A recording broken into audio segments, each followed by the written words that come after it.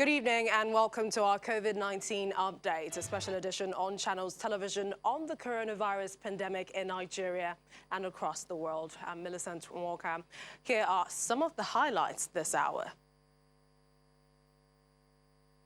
Today, COVID-19 cases in Nigeria isn't subsiding for now as NCDC reports 151 confirmed cases.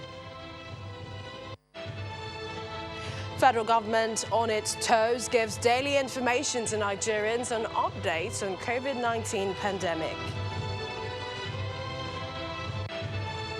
And Spain appears overwhelmed as country sees daily debts rising as European toll surpasses 30,000.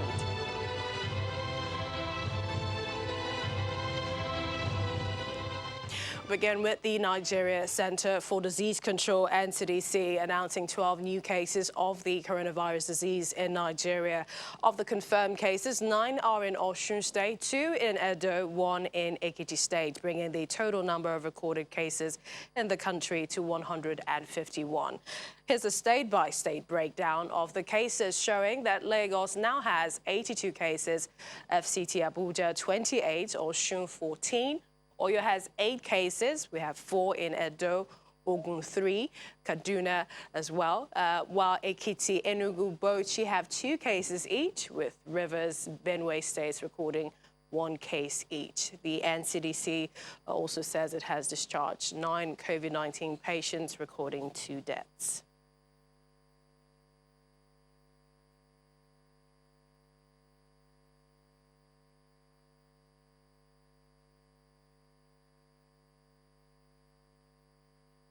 Its efforts in curbing the spread of COVID-19 in the country. At the daily presidential task force briefing in Abuja, the Minister of Health set up the number of confirmed cases in Nigeria. 70% are male, 30% are female, with the age range of between 30 to 60 years.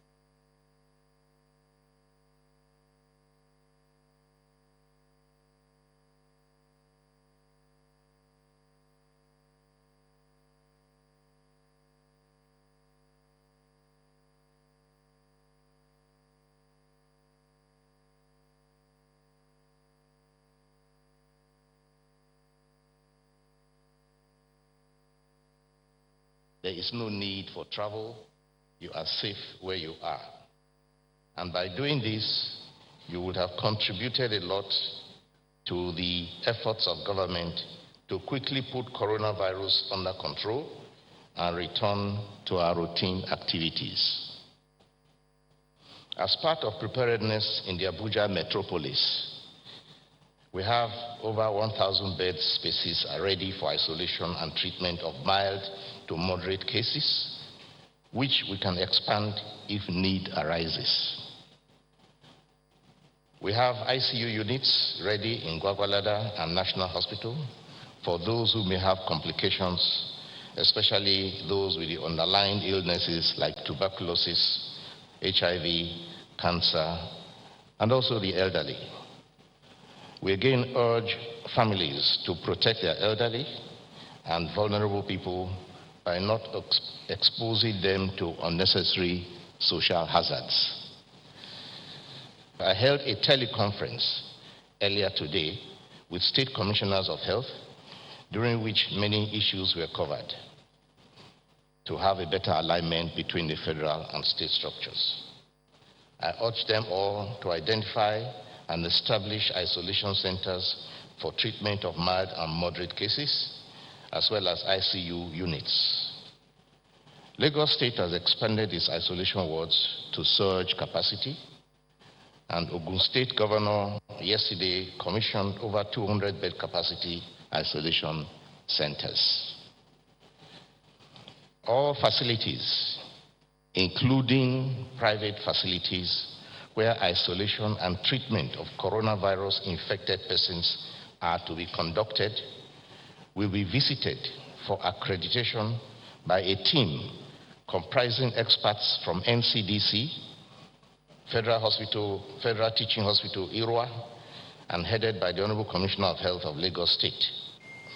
We have engaged hundreds of ad hoc staff to support response and Port Health Authority staff previously stationed at the airports are to be deployed to land borders and also to key interstate roads, along with security agencies, to randomly screen and monitor the health status of those travelers who are allowed to ply the road in order to allay the fears of local authorities so that local roadblocks at key points in certain states will no longer be necessary. Now, for the Director General of the Nigeria Center for Disease Control, the center is coping with contact tracing, as over 70% of the over 5,000 contacts have been achieved.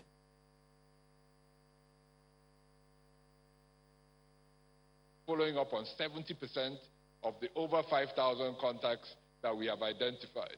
Every day we are pushing that number higher, and that is one of the key purposes of the lockdown in Lagos and Abuja and the Ogun State, to enable the teams find these contacts, make sure they're well. Those that are sick, bring them into care. Those that are well, follow them up for 14 days. So this is the primary strategy at the moment. We couldn't do any of this without the technology to support the work that we're doing. So in addition to the dashboard, everybody has a handheld device that they use once they go to the individual's home or call them, they put in that information. Immediately that information is put into the handheld. It appears on the dashboard. We know whether that person has been seen on that day or not seen on that day. We monitor that in real time in our Emergency Operations Center.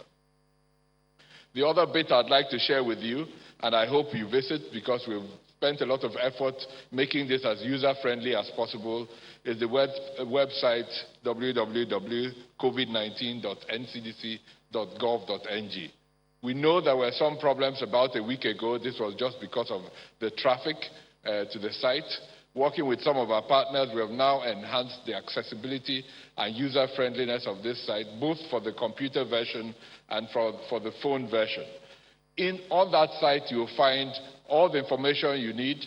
The cases are reported in real time. We have a geographical information system displaying the trajectory of cases as we announce them. You will find all the historical guidelines that we've released on social distancing, on self-isolation, on case definition. We try and update this as frequently as possible. So if you see any error, please let us know, but there's a team working specifically on this. The Secretary to the Government of the Federation, Mr. Boss Mustapha, announced that the President has approved 70,000 metric tons of grain from the National Reserve for distribution to the poor and less privileged. As we continue to dialogue to remove the bottlenecks, I'm pleased to inform you that the Presidential Task Force has developed an implementation guide and protocols for the COVID-19 lockdown policy. I must emphasize that the exemptions mentioned in the document cover strictly the essential staff of those agencies. So when an agency is exempted, that exemption does not cover all the staff. It covers only strictly the essential staff. I am pleased to announce to you that Mr. President has approved the release of 70,000 metric tons of grains from the National Reserve, Strategic Reserve, for distribution to the poor, the vulnerable, and those whose livelihood will be affected by the lockdown. The first tranche of about 6,000 metric tons will go to Lagos, Ogun, and the FCT, while the remaining will go to other frontline states in the fight against COVID-19.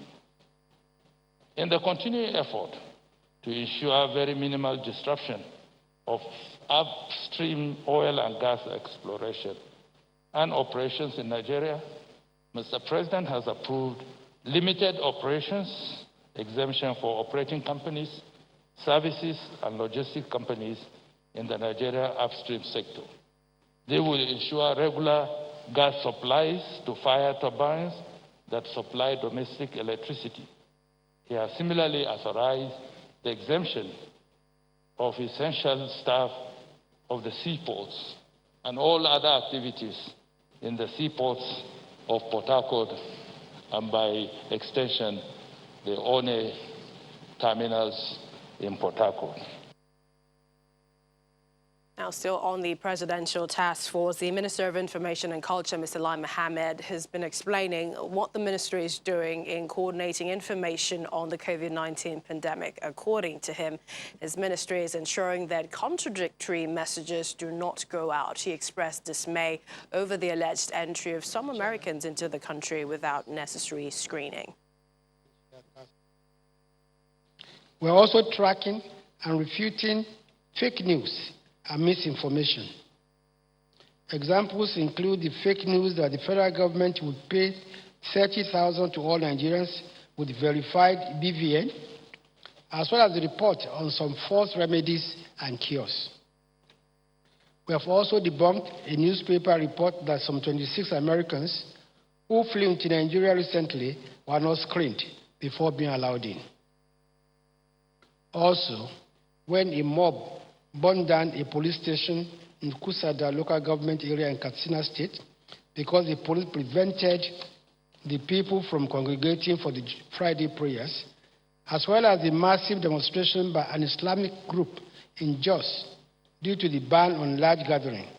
We contacted the Katsina and Plateau state governments and provided them with some jingles which are currently being aired repeatedly on the state's radio stations to further create awareness on social distancing and the need to avoid large gatherings. More volunteers are also being deployed to the call centers and are being trained to take calls and provide basic information and direction to callers. The frequently asked questions developed by the NCDC has been updated in order to assist the call center operators to provide basic information.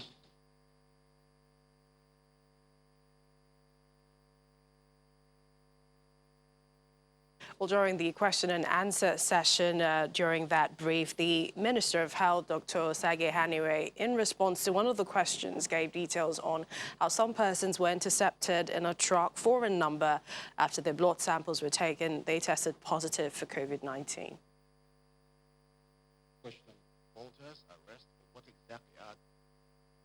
There were 12 new cases, and in fact, this is interesting for you to know that one of the vehicles intercepted trying to enter Nigeria from Benin Republic with many Nigerians on board. I think it was a bus of over 100 heading for Osun State. It is said that they were coming, I think, from Ivory Coast or Ghana, I'm not quite sure. And it is among those groups that we have 12 immediate new entrants. So those are imported cases now, which added to the 139 which I have, which I read, and gave you 151. So it shows the importance of importation and of border closure. Now, in this case, they are our citizens, and they are knocking on the door at the border, and they have to be let in. But if they were not our citizens, definitely you will have had a problem having to handle infected persons of other nationalities. In this case, the closure of the border is important, and we're asking and also requesting Nigerians to stay where you are, except you absolutely have to travel, then because the risk of travel itself exposes you to crowds.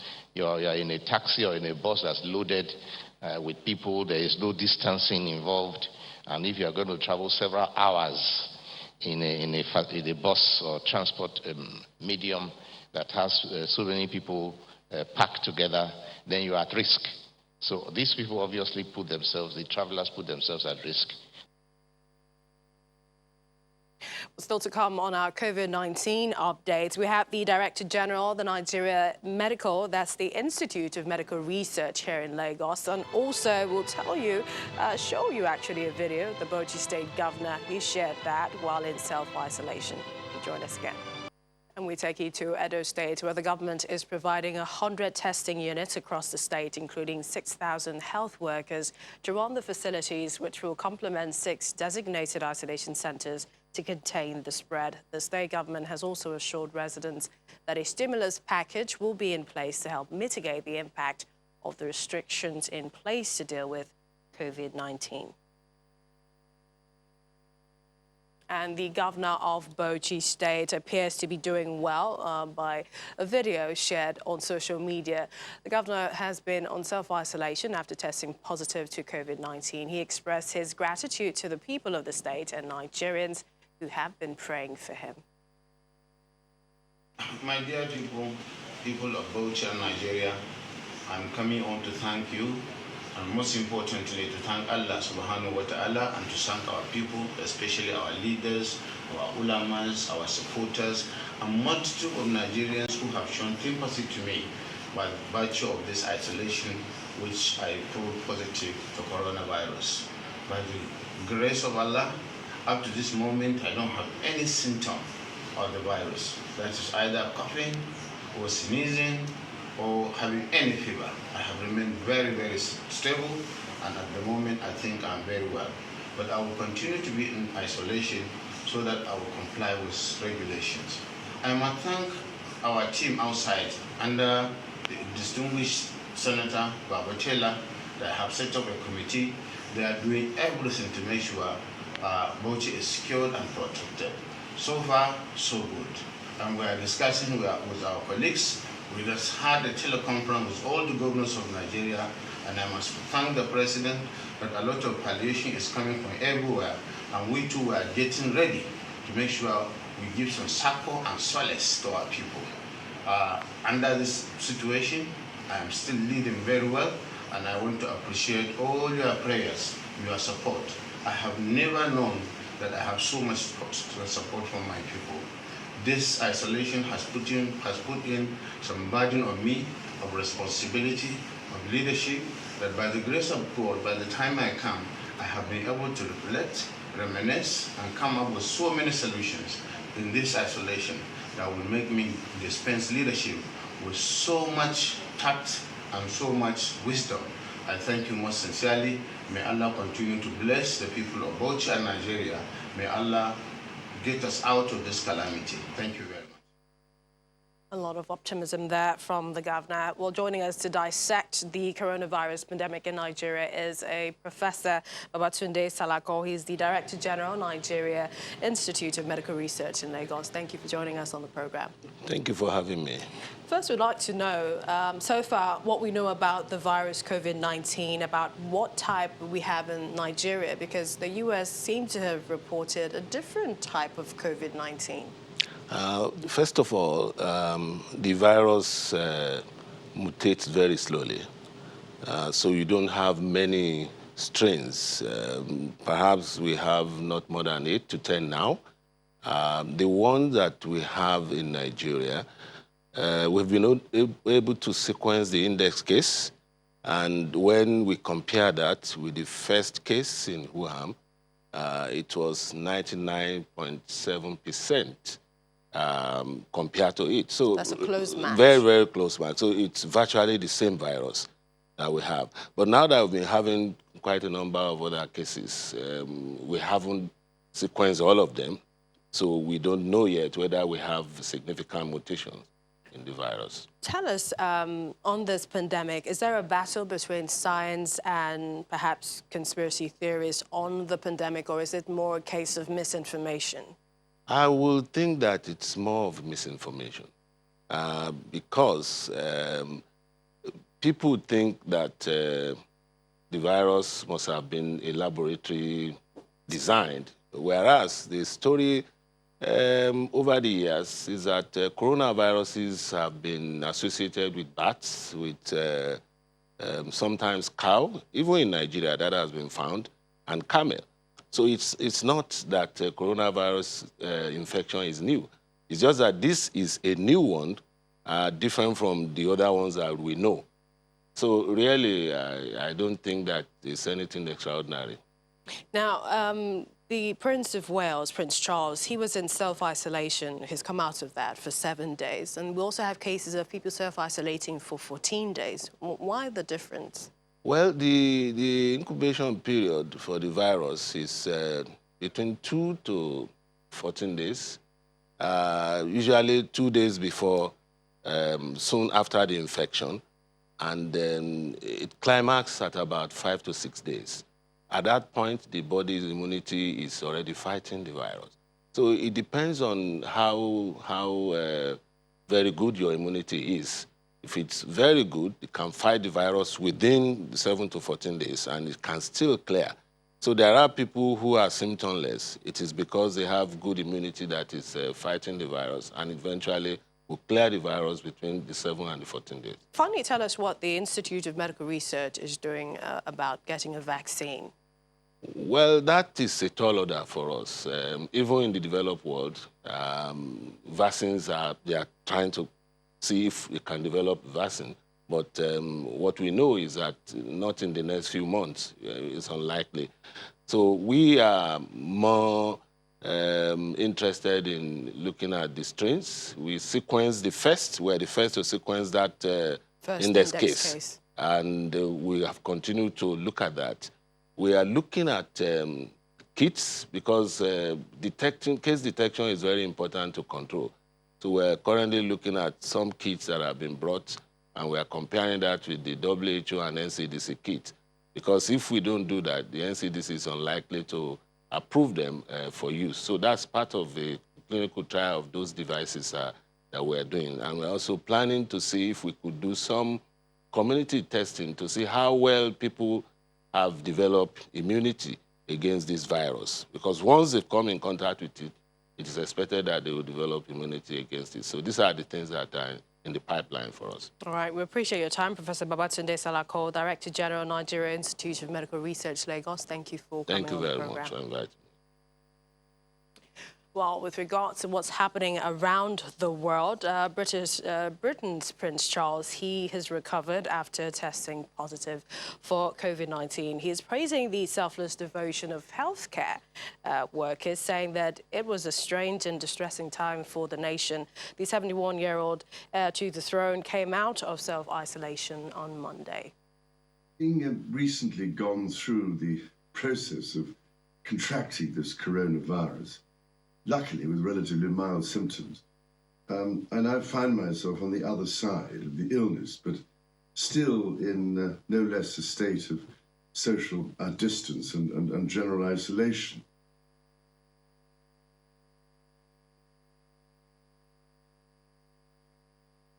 Now, other places continue to battle with the coronavirus. Spain, for instance, has recorded another 864 deaths related to it, the highest in one day, as the total number of deaths across Europe has gone by beyond 30,000. Madrid bears stricter lockdown in Spain as the country's capital becomes the epicenter of the coronavirus. The health ministry says they've seen 864 deaths related to the coronavirus in a day, a new record in a 24-hour period for the country. The national death toll is at 9,053. There have been 102,136 confirmed cases. The U.S. President Donald Trump is warning Americans that they would have a very tough 2 weeks coming in the fight against the coronavirus, as he urges everyone to follow federal social distancing guidelines through the end of April. More than 4,000 people have died due to the COVID-19 disease in the U.S., and that's according to figures from the Johns Hopkins University, with officials predicting that as many as 200,000 people could die in the country. And this is going to be a rough 2-week period. As a nation, we face a difficult few weeks as we approach that really important day when we're going to see things get better all of a sudden. And it's going to be like a burst of light, I really think and I hope. A Russian military transport plane took off from an airfield outside Moscow early on Wednesday and headed for the United States with a load of medical equipment and masks to help Washington fight coronavirus. President Vladimir Putin offered Russian help in a phone conversation with President Donald Trump on Monday, when the two leaders discussed how best to respond to the virus. And Wuhan in China is gradually bouncing back as a total of 62 general and specialized hospitals have resumed medical services for patients suffering from illnesses and injuries other than the coronavirus. Many hospitals in central China's Hubei province had to stop providing normal medical services to cope with a quickly escalating number of COVID-19 patients during the initial outbreak. But as the epidemic situation in the city continues to improve, local governments are looking to reopen hospitals to the general public.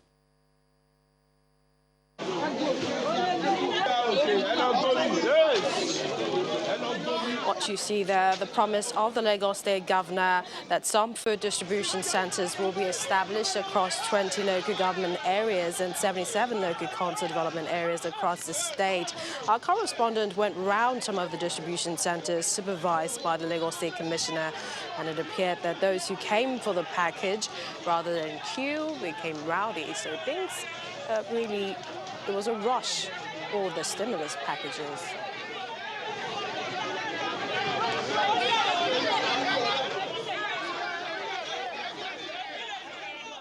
So the Nigerian government is advising people to stay home and go out only for essentials and food. So we'd like to hear from you. Send a picture or perhaps a short video of what social distancing is around you. And you might also send us, tweet at us at Channels TV, #social distancing, or perhaps what you're doing staying at home this period. Another update comes up at 9 p.m. Thank you for watching. I'm Millicent Walker.